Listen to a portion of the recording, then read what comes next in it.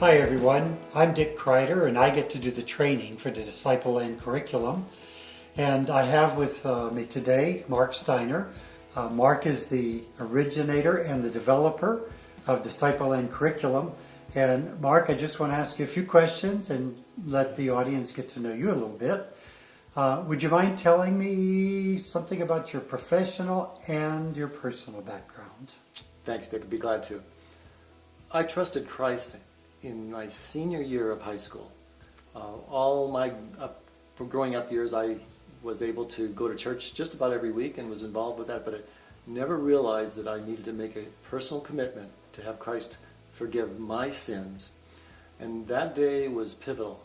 I began immediately to have a love for the scriptures and to be able to want to read more and understand what did God really have to say.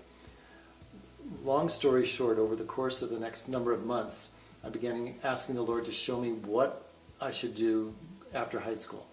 I had two passions. One was baseball, and the other was chemistry. I had planned to go to be a chemical engineer and go in that direction. God had some other plans, however. As I prayed, some of the opportunities that were open to me kind of changed a little bit, and a new opportunity to attend the United States Military Academy at West Point just kind of was put right in my lap. And after kind of consultation and consideration, I thought, let's try it. So for 2 years, that was my experience. And I loved the academics, and the athletics were really well for who I was. But I realized at that point I didn't want to be an officer in the Army as a career. So I shifted gears, transferred to a state university, and was involved pretty heavily with Campus Crusade and some with the Navigators as well. And it was during that period that I realized that what I loved was helping people learn and grow in their faith. After a couple of years of working in the real world, as my parents would say, I ended up going to Dallas Seminary. And in that graduate school experience, I was really in my element.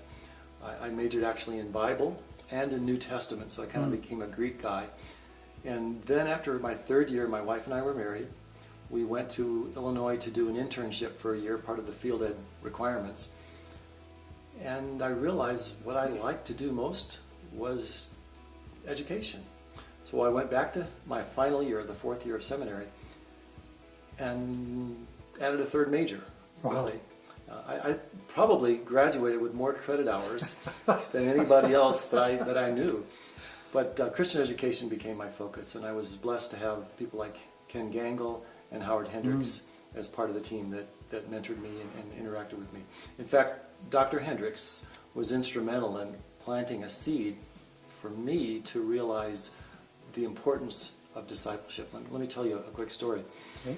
We had a class called Principles of Discipleship, and it was one of those things where you really hoped you would be selected to attend that class. We met at 6 a.m. in the mornings, and that wasn't natural to me at all. I'm very nocturnal and would sometimes stay awake till 2 or 3, getting assignments done, and to be at class at 6 was a stretch. But during that period of time, we learned about what discipleship really was, what took place in the first century when the Lord was with his 12 disciples, and then how that trickled through in the Acts of the Apostles. And we were challenged to say, you guys are to go out and do the same. That was the one commission that we were given. I'll never forget the very last class session. Prof. Hendricks came in and sat down with us and said, men, when I come to visit you in your places of ministry around the country, I'm going to ask you just one final question. And we were kind of stunned about, what do you mean? You can't come back and quiz us after the class is over, can you? And he said, I'm going to ask you to show me your disciples. Wow, thought-provoking, isn't it? It was. We all kind of sat there stunned and silent, thinking, that's really what it's all about, isn't it? Long story short, God took us to a ministry in Ohio where I was working with kids as well as adults and teens, and began to try to sculpt something that would work to lay a foundation for the younger kids, and then as they grew and as they reached their teen years and went on into adulthood, how did all of that work? we call that now a children's discipleship system, Mm-hmm. so that each of those pieces is layered and kids can continue to grow instead of stagnate at some point or kind of reach a point where there's not a lot of spiritual growth anymore. Now, at the time this was happening, there were options for curriculum, I'm assuming, for you to use. Lots of them? Lots of them. Our church was using something for Sunday school, and actually a couple of different curricula for Sunday school. We had a midweek ministry with both Awana and Pioneers, Awana for boys and Pioneers was for girls. We had other stuff that was going on for kids' church and BBS. And so what I was trying to do is say, how are all these working together so that they dovetail and kids are really getting what they need? But did you see that?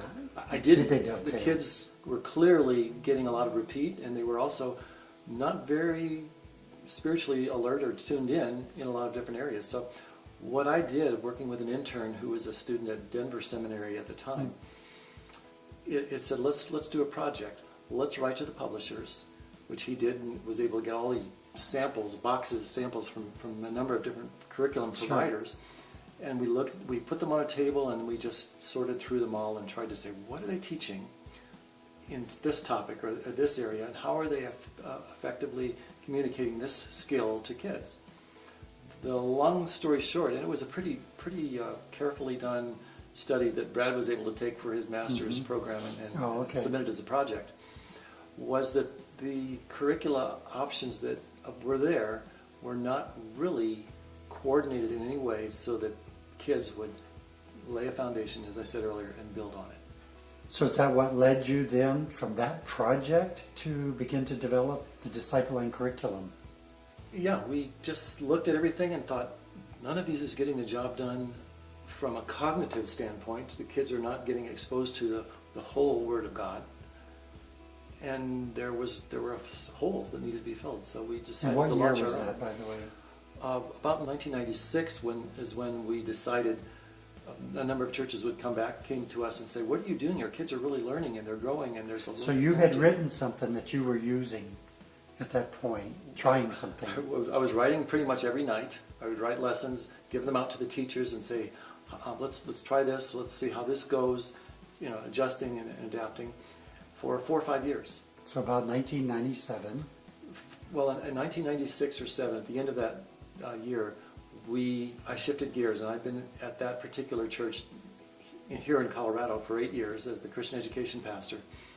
And I told the elders and the leadership of the church it was time to shift gears, and I would like to go become a publisher.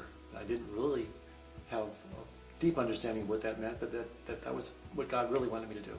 And from that point, how long was it approximately until Disciple Land was made available in the marketplace? It was another 3 years. So at the end of 1999, we launched the first section. Actually, it was our grades 1 through 6 curriculum for kids in 1999. So you had about how many years total in development time from? About 10 years before we were actually able to provide a resource that was in color that would have been suitable for people to really use as a alternative to the other curricular resources that were there. So the curriculum then today is about 13 years in the marketplace. Right. After launching grades 1 through 6, we completed that 12-month cycle or that year of curriculum for the first through 6th grades. Then we added on the preschool for the younger kids. When you did this and you put all of this together for preschool and then for elementary, you had a package that you were satisfied with at that point. Well, yes and no. We knew that there were other things that needed to be included at some point for kids to develop all of the skills that they needed to how-to things. So it sounds like at some point later then there was a revision to give us what we have today as Disciple and Curriculum. Right. About 5 years after we launched, after we launched the original material. So about 2004, 2005 or so, we realized we could make some changes and quite a few adjustments, some very minor and others realizing, hey, this fits better over here. So we did a revision that we launched and renamed it Core Bible at that time. Oh, that's great. Thank you. This is good information to know.